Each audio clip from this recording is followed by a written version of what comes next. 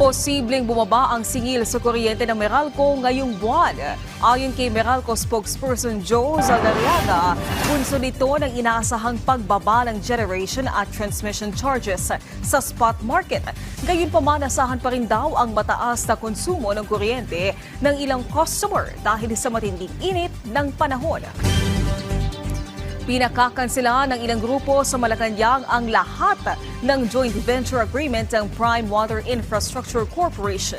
Naghain na reklamo sa Malacanang ang grupong Bayan Muna para hilingin ang kanselasyon ng lahat ng joint venture agreement ng water utility firm sa local water district sa bansa.